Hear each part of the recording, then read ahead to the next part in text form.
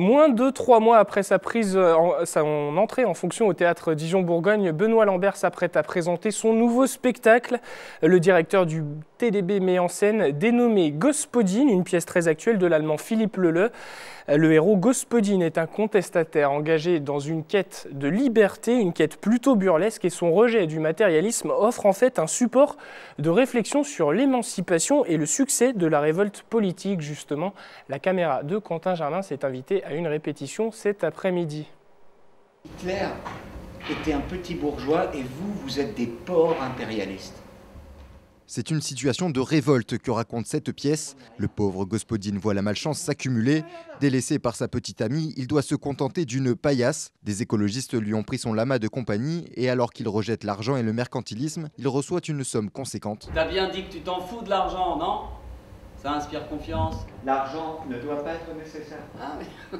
Seul dans le refus du capitalisme, alors que son entourage ne cherche qu'à le dépouiller, Gospodin ne parvient pas à changer la face du monde. C'est que c'est très bien de vouloir changer le monde, mais vouloir le changer tout seul, soit ça donne le terrorisme, d'une certaine manière, et il n'est pas loin de se poser la question, à un moment donné il se la pose, il se dit est-ce que je dois devenir un terroriste? Donc c'est intéressant ça aussi, c'est que si on se radicalise tout seul, ben, ça fait souvent des catastrophes, quoi. Ou alors rien, ou des catastrophes ou rien. Et donc un projet politique, il faut fatalement qu'il soit collectif, quoi. C'est aussi pour moi en creux ce que raconte la pièce. Puis elle raconte aussi autre chose, c'est que justement, c'est très compliqué de changer le monde, de vouloir changer le monde.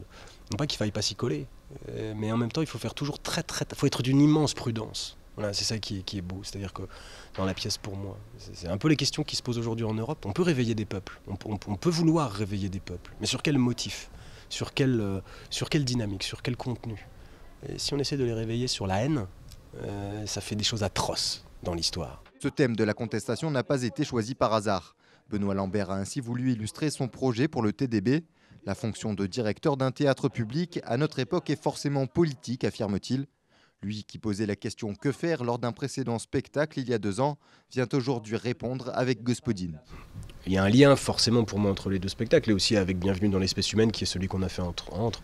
À eux trois, ces 3 objets ils forment une petite sorte de petite trilogie sur... Et alors, changer le monde ou pas? Ça pourrait être ça la question.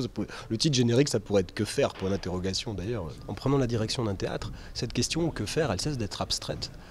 Vous cessez de vous la poser simplement de façon, comment dirais-je, réflexive ou artistique sur un plateau, mais vous venez méditer devant les spectateurs autour d'une question. Là, tout à coup, que faire? Moi, il faut que j'y réponde, là, très concrètement. Qu'est-ce que je dois montrer à un public? Comment je dois accompagner d'autres artistes? Comment je dois faire vivre cette maison? Bon, c'est une question que je ne me pose pas seul. Confère ce que je disais précédemment, si on se pose les questions seul, on ne peut pas y répondre. Donc on se les pose tous ensemble dans ce théâtre, et je les pose à la suite de François Chateau, j'hérite aussi d'une histoire, enfin. Mais là, tout d'un coup, la question que faire, elle a acquis un contenu concret et immédiat, quoi. Que faire? La réponse ne sera jamais définitive. Benoît Lambert risque de la poser à nouveau dans les créations à venir, mais peut-être avec une approche différente. Le metteur en scène confie son envie de travailler sur un auteur classique.